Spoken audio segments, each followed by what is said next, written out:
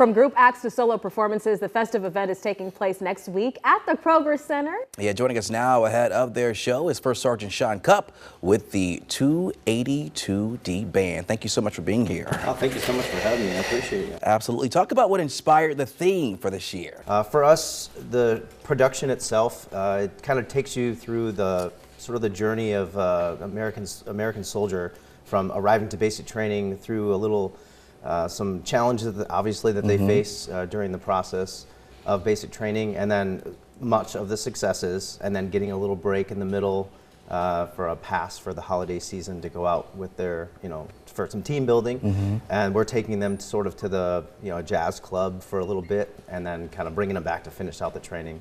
It's an exceptional story. It was a hit last year, so we kind of did a little respin.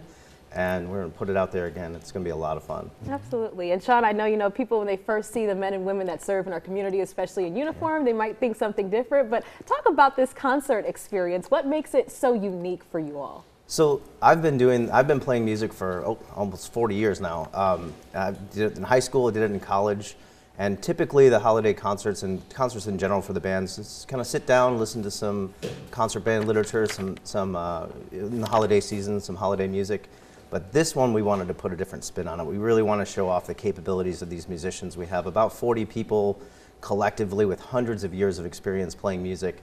So we wanted to do a full production. We have actors, voiceovers, we have scenes, we have multimedia. I mean, this thing is, it's nothing that you would expect out of an Army band. So we really want to knock everyone's socks off with this. Absolutely. Well, I'll make sure I wear some socks so they can be knocked off, right? Talk about, how you all go about selecting the music that you're going to be performing.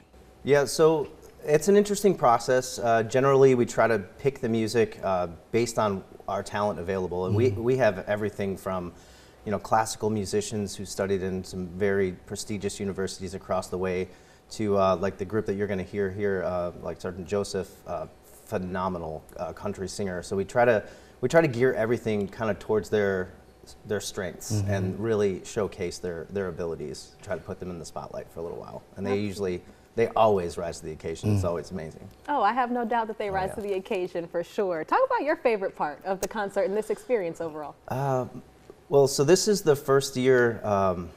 So I'm currently the commander of the organization right now. So for me, my favorite part is the opening. To me, I don't know, it hits a little different this year for me. There's a little voiceover, and then we kind of come out, and they introduce me, and we come out, and the way that the soldiers are executing this opening number, I mean, it is a grabber. It'll get your attention, and it pumps me up. I'm like filled with pride every day working for these soldiers. And it's definitely a way to connect with the audience, right? Absolutely. Talk about some of the challenges that you face, in preparing for the show. So the 282nd Army Band here at Fort Jackson, this is a very busy organization. I've been doing this for coming up on 20 years now. This particular organization, we support our local community. We're outside of the gates performing for civilians a lot. We just did the Blythewood Parade and the parade downtown here this past weekend. So we do on average pretty close to 30 performances a month. So finding the time to get everyone together, because they're rehearsing for those as well, getting everyone together in one room to really go through, and we've been working on this for months. Yeah. So trying to fit all that together and just really polish this performance. It's been a challenge, but there's been some late nights, there's been some extremely early mornings, much earlier than this morning. Yeah.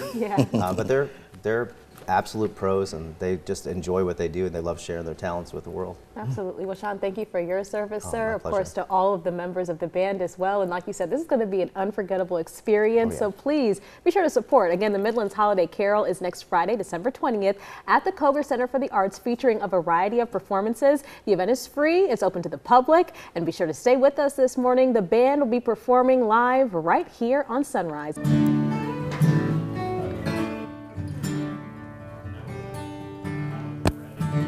Snowflakes fell inside. Oh, the building wood that night. For a Christmas truce had been declared by both sides of the fire. As we lay there in our trenches, and the silence broke into by German soldiers singing a song they were gonna do.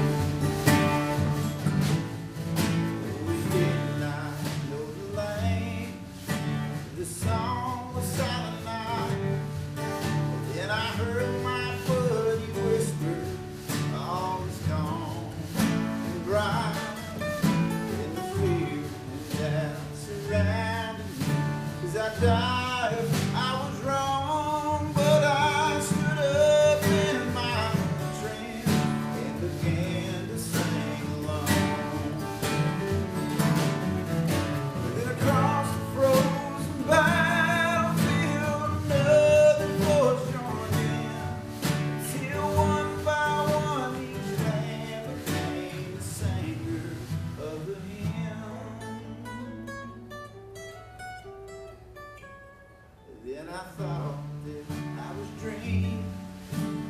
Right there in my sight stood the German sword beneath the falling flakes of white, and he raised his smile at me as if he'd seemed to say, "Here's hoping we both live to see find a better way."